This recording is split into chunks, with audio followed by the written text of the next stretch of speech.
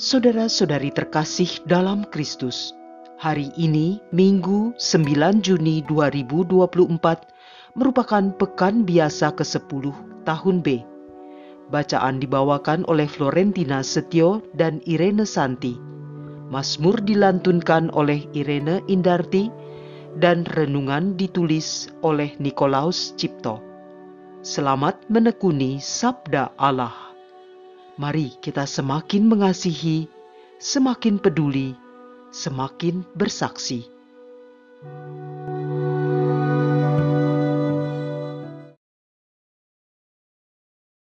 Dalam nama Bapa dan Putra dan Roh Kudus. Amin. Selamat pagi Allah Bapa, selamat pagi Allah Putra, selamat pagi Roh Kudus. Pagi ini kami bersyukur dapat bangun, menghirup udara yang menjadi anugerah-Mu yang besar, dan berkesempatan mendengar sabda-Mu yang hidup, sabda yang menjadi pedoman keselamatan dan hidup kami. Terima kasih Bapa atas segala rahmat yang sudah Kau curahkan kepada kami, sehingga kami dapat mendengar dan berkesempatan melaksanakan sabda-Mu pada hari ini.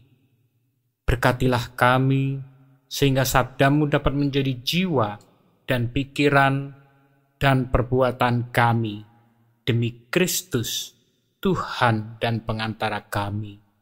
Amin.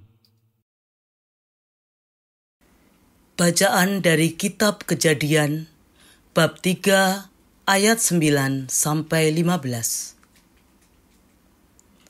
Di Taman Eden, setelah manusia makan buah pohon terlarang, Tuhan Allah memanggil manusia dan berfirman kepadanya,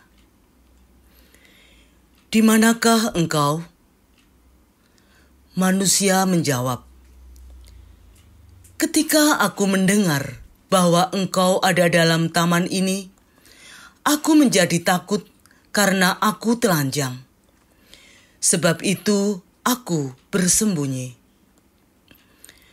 Tuhan berfirman pula, "Siapakah yang memberitahukan kepadamu bahwa engkau telanjang?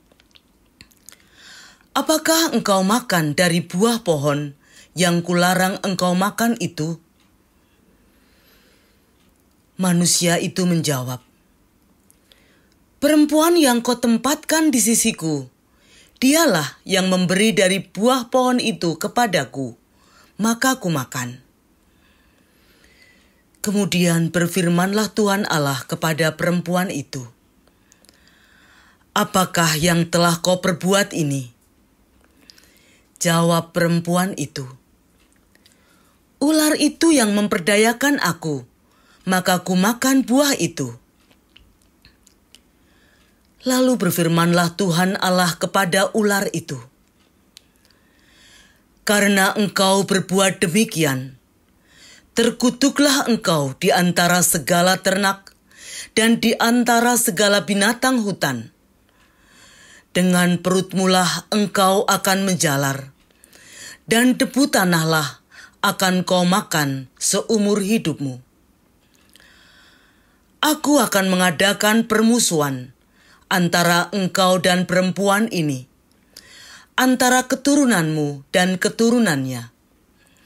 Keturunannya akan meremukkan kepalamu, dan engkau akan meremukkan tumitnya."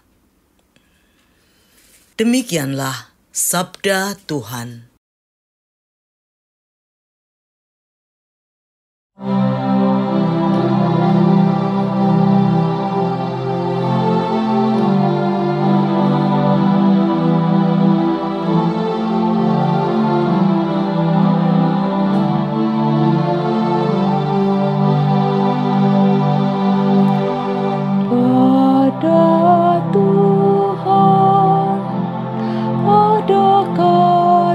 Setia, Ia banyak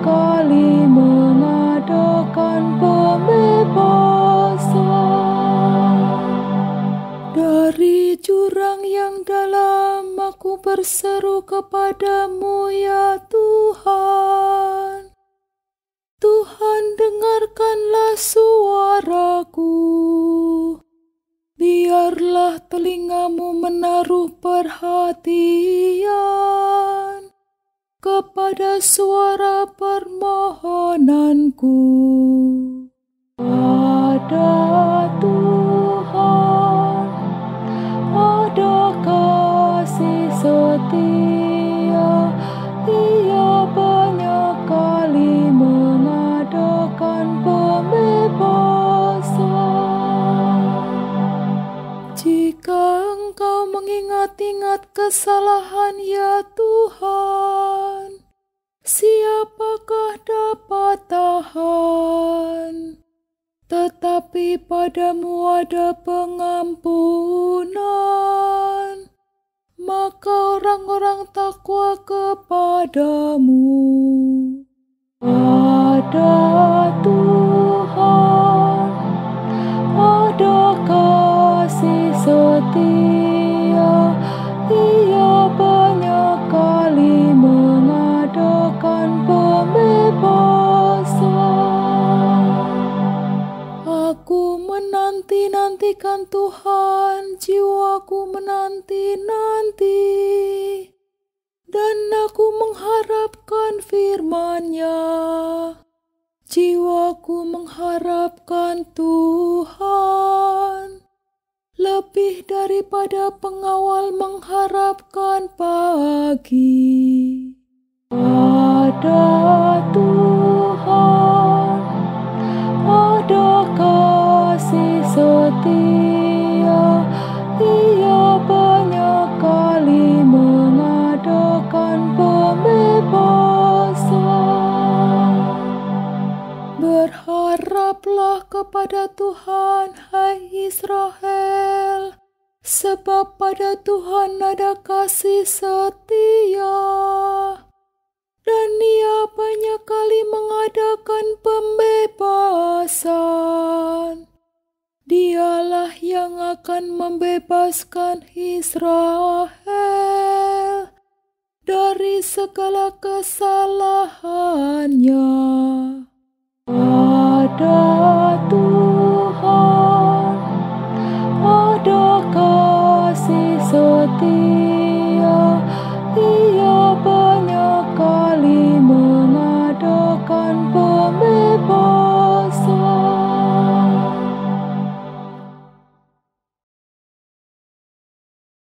Bacaan dari surat kedua Rasul Paulus kepada jemaat di Korintus, bab 4 ayat 13 sampai dengan bab 5 ayat 1. Saudara-saudara, kami memiliki roh iman yang sama, seperti ada tertulis, "Aku percaya, sebab itu aku berkata-kata." Maka kami pun juga percaya, dan sebab itu kami juga berkata-kata. Karena kami yakin bahwa Allah yang telah membangkitkan Tuhan Yesus akan membangkitkan kami juga bersama-sama dengan Yesus. Dan Allah itu akan menghadapkan kami bersama dengan kamu ke hadirat-Nya. Sebab semuanya itu terjadi demi kamu, supaya kasih karunia yang semakin besar karena semakin banyaknya orang yang menjadi percaya, menghasilkan ucapan syukur yang semakin melimpah bagi kemuliaan Allah. Sebab itu, kami tidak tawar hati. Meskipun manusia lahiriah kami semakin merosot, namun manusia batiniah kami dibaharui dari hari ke hari. Sebab penderitaan ringannya sekarang ini mengerjakan bagi kami kemuliaan kekal yang melebihi segala-galanya, jauh lebih besar daripada penderitaan kami. Sebab kami tidak memperhatikan yang kelihatan, melainkan yang tidak kelihatan. Karena yang kelihatan itu sementara, sedangkan yang tak kelihatan itu kekal. Kami tahu bahwa jika kemah kediaman kita di bumi ini dibongkar, Allah telah menyediakan suatu kediaman di surga bagi kita.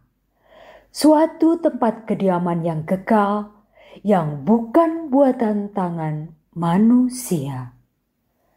Demikianlah sabda Tuhan.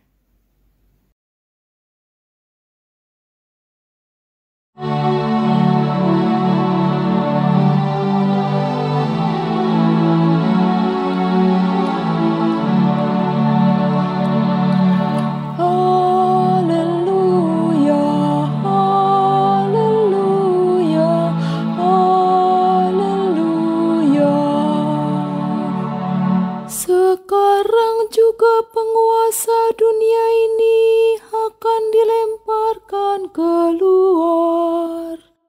Dan aku apabila sudah ditinggikan dari bumi, aku akan menarik semua orang datang kepadaku. Haleluya, haleluya, haleluya.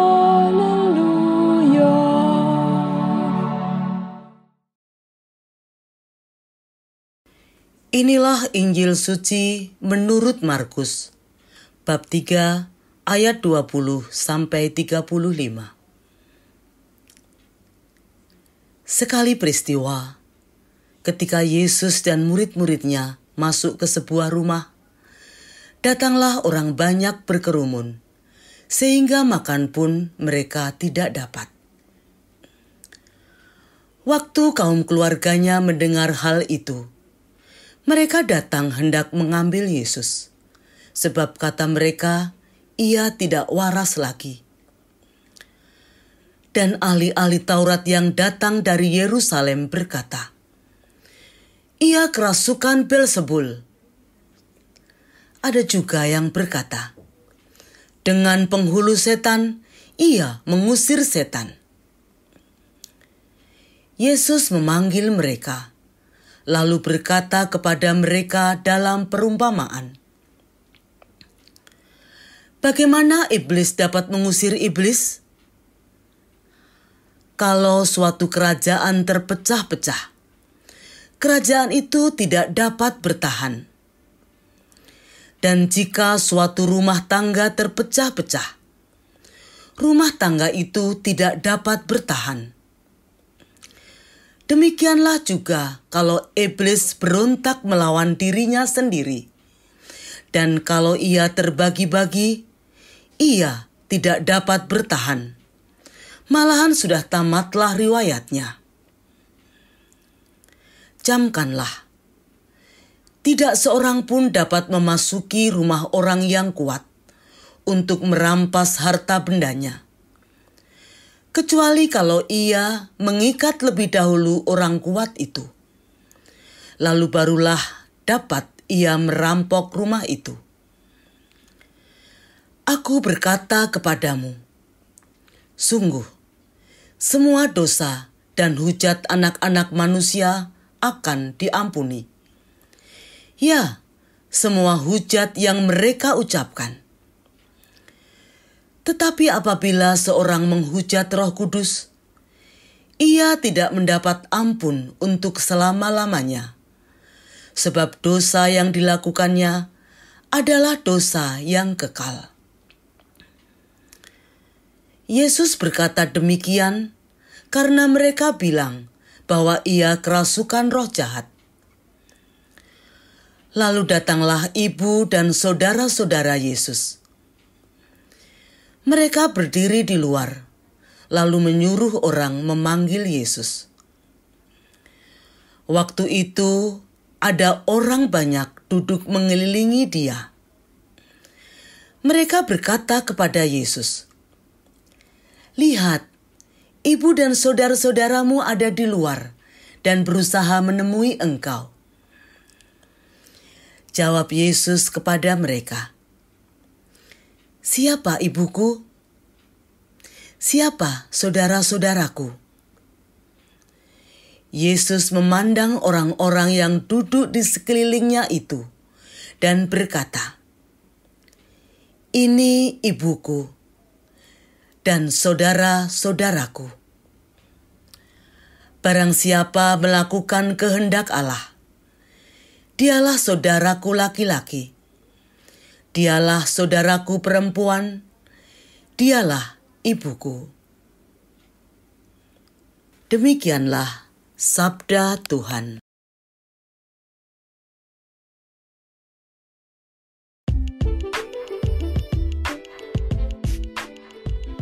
Kuasa ilahi mengikat akar kejahatan. Renungan dibawakan oleh Nikolaus Cipto.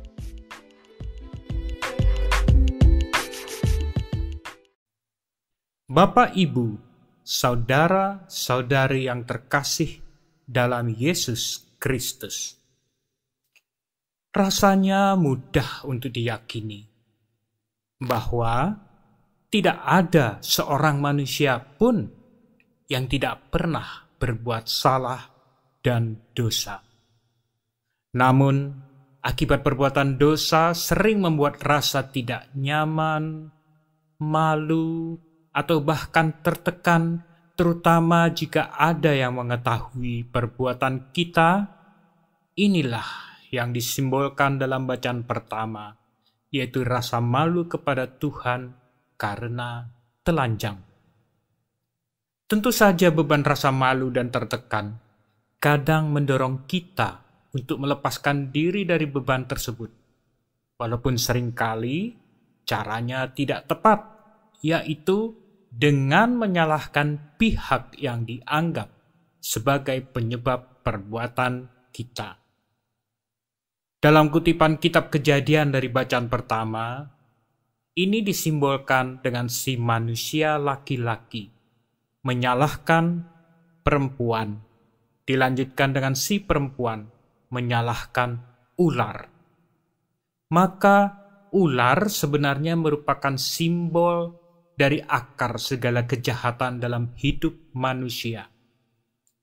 Bacaan pertama juga menjelaskan apapun yang menjadi akar dari kejahatan manusia, itu adalah sesuatu yang tidak disenangi Tuhan Allah karena akan menjauhkan manusia dari Tuhan. Itulah makna dari akibat perbuatan dosa. Manusia diusir dari Taman Eden, yaitu manusia jauh dari Tuhan. Kadangkala untuk seseorang yang telah jatuh ke dalam dosa akibat perbuatan sendiri, tetapi masih ada hati nurani yang terbuka, umumnya merasakan ada sesuatu yang kering atau hilang dalam hatinya. Segala upaya akan dilakukannya untuk mengatasi itu, mungkin dengan menikmati kesenangan duniawi, bertindak lepas kendali dan emosional, merugikan orang lain demi mengejar kepuasan, tetapi tetap tidak berhasil menghilangkan kekeringan hatinya. Sampai suatu titik, orang tersebut mulai bosan dengan perbuatannya dan mulai tergerak untuk mencari jawaban yang lebih pasti. Apa sebenarnya kehilangan yang dicarinya? Saat itulah Tuhan mulai mengetuk pintu hatinya dan terbukalah pengertian. Kekeringan itu terjadi karena jauh dari Tuhan dan mulai timbul penyesalan yang dalam atas perbuatannya. Penyesalan itulah yang digambarkan dalam Mazmur hari ini sebagai terjatuh ke dalam jurang yang dalam, tak berdasar dan seolah tanpa harapan, karena menyadari tidak ada upaya dirinya yang dapat dilakukan sebagai seorang manusia. maka tidak ada kesempatan lain selain beroleh pengampunan dari Tuhan. Dan disinilah kutipan Mazmur ini meyakinkan kita, berharaplah terus kepada Tuhan seperti seorang petugas jaga malam yang mengharapkan pagi, yang dalam kutipan tersebut ditulis pengawal yang mengharapkan pagi. Karena kedatangan pagi adalah pertanda berakhirnya kegelapan. Dan di bagian akhir bermakna harapan tersebut harus dipupuk dan dirawat terus, karena harapan itu baik dan pasti. Inilah yang kemudian digambarkan dengan indah dalam bacaan kedua hari ini dengan pernyataan, "Aku percaya, sebab itu aku berkata-kata," yaitu, "Tuhan, Engkaulah harapanku untuk selamat." Dan dinyatakan juga, tidak ada sesuatu kehancuran apapun di dunia ini, harta maupun hidup kita, yang dapat menghapus harapan ini. Bapak, Ibu, saudara-saudari yang terkasih dalam Yesus Kristus, proses seseorang menyadari dan menyesali perbuatannya memang bukanlah proses yang instan untuk bisa sampai kepada keinginan untuk mohon ampun dan kembali kepada Tuhan. Ini seringkali melibatkan pertarungan antara kebaikan dan kejahatan di dalam dirinya. Proses ini digambarkan dengan sangat indah dalam kutipan kitab Injil hari ini melalui dilema pertarungan antara baik dan jahat. Perbuatan dosa di hati kita adalah hal jahat yang tidak dapat dihancurkan dengan hal yang jahat pula. Maka, penyesalan atas dosa tidak dapat diselesaikan dengan melarikan diri pada emosi jahat yang tak terkendali, melampiaskan kesalahan dan penyesalan pada orang lain, atau bahkan menyakiti orang lain, tetapi dengan membiarkan akar kejahatan terikat erat oleh kuasa ilahi, sehingga Tuhan dapat menarik kembali hati, jiwa, dan tubuh kita kembali kepada cinta kasih Allah. Dan membiarkan kuasa ilahi ini mengikat akar kejahatan dilakukan dengan cara yang tertulis dalam kutipan kitab Injil hari ini. Barang siapa melakukan kehendak Allah. Artinya, jawaban atas penyesalan terhadap dosa-dosa kita adalah dengan mengakui dan menyesali dosa-dosa kita di hadapan Tuhan dan memohon kehadiran Tuhan dalam diri kita, agar Tuhan berkesempatan mengikat akar kegelapan dosa dalam diri dan mengembalikan ke dalam cinta kasih Allah. Bapak, Ibu, saudara-saudari yang terkasih dalam Yesus Kristus, memang tidak semua orang harus menjalani proses yang serumit itu. Artinya, bisa saja ada anugerah besar yang dialami seseorang.